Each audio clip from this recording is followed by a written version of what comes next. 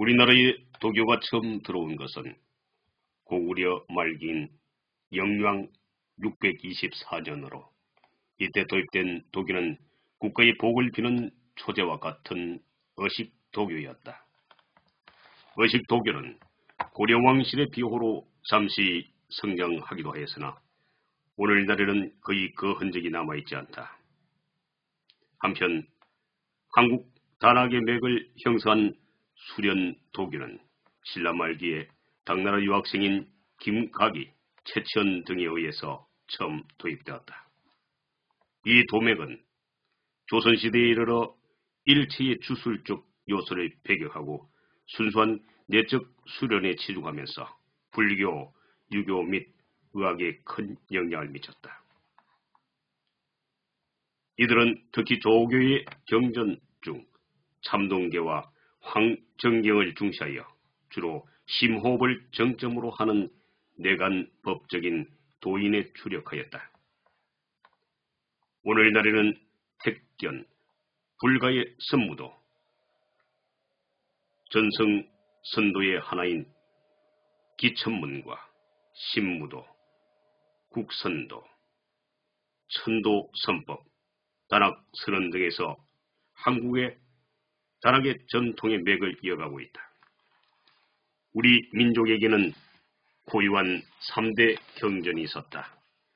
천부경, 삼일신고, 참전개경이 바로 그것이다. 단학 수련에 의해서 삼일신고에 보면 지감, 조식, 검촉의 수련 방법이 나온다. 지감이란 감각을 멈추는 것으로 여기서 감각이라는 것은 여러 가지 생각들, 잡념들을 말한다. 조식이란 호흡을 고르는 것으로 호흡을 고르는 목적은 마음을 가라앉히기 위한 것이다. 즉 호흡을 고르면 마음이 편안해지고 하나로 모아지게 된다. 검촉이란 부딪힘, 즉 감각을 검하는 것이다. 감각은 눈으로 보는 것, 혀로 맛보는 것, 코로 냄새 맡는 것, 귀로 듣는 것이 있는데 이를 오촉이란다. 사람들은 기쁘고 좋은 감각을 쫓아다닌다. 그런데 느낌, 감각에 빠지면 한시도 수도를 제대로 할 수가 없다. 감각에 매여 있는 상태에서는 절대 초식의 상태에 들어갈 수가 없다.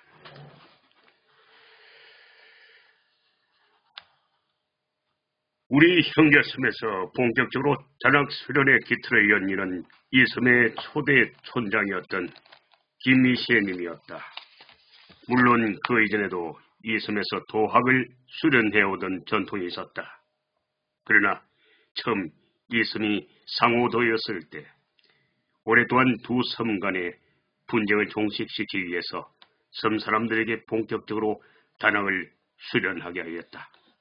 그러나 무엇보다도 우리가 단학을 가르치는 주목적은 우리 섬의 공동체의 삶, 나아가 인류 전체의 공동 평화를 위해서다.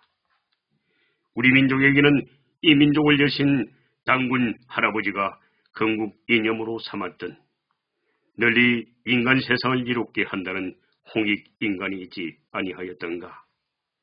그러나 참남되게도 수십 년간 일제에게 나라를 빼앗겨 당시에 그들은 우리나라를 깎아내리기에 당군 신화는 조작되었니 어쩌니 하고 떠드는데 절대 그렇지 않다.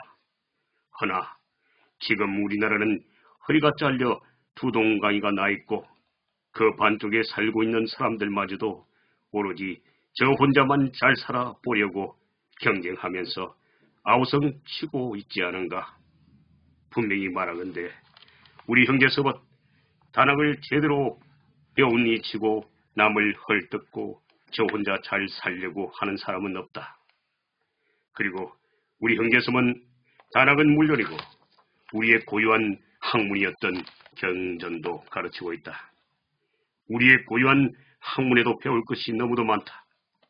세계환이 뭐니 하여 옛 것을 버리고 오로지 다른 나라의 문물만 숭상한다면 그것이 제2의 국치가 아니고 무엇이겠는가?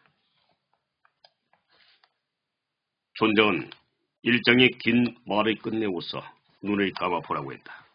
그리고는 자신도 눈을 감고서 지금부터 자신이 하는 말에 따라 생각을 집중해 보라고 하였다.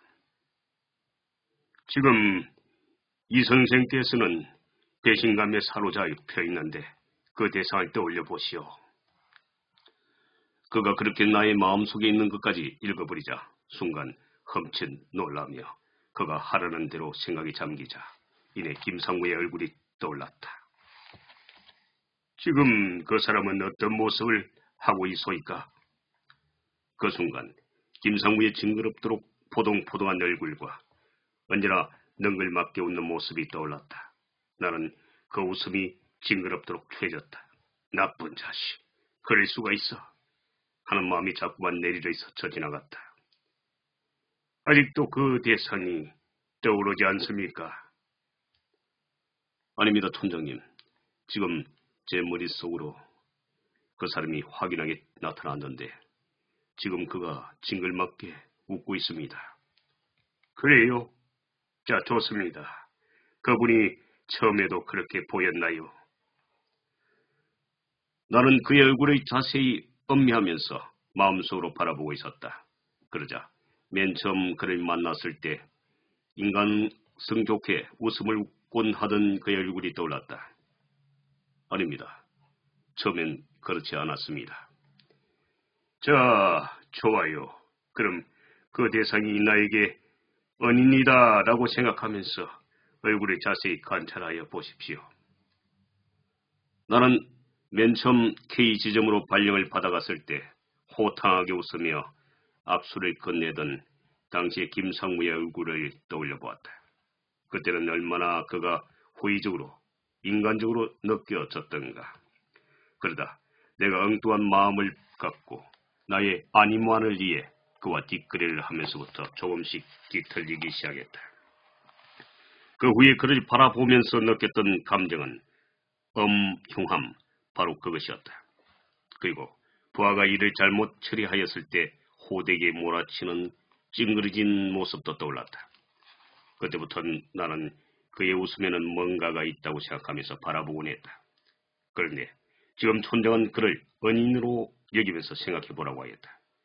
그래서 그가 퇴직의 결정권자도 아니고 상부의 모든 권한이 있는데 그도 어쩔 수 없이 그렇게 결정을 할 수밖에 없었다고 생각하면서 해서 인간적으로 소탈하게 대해주던 모습을 떠올려 보기로 하였다.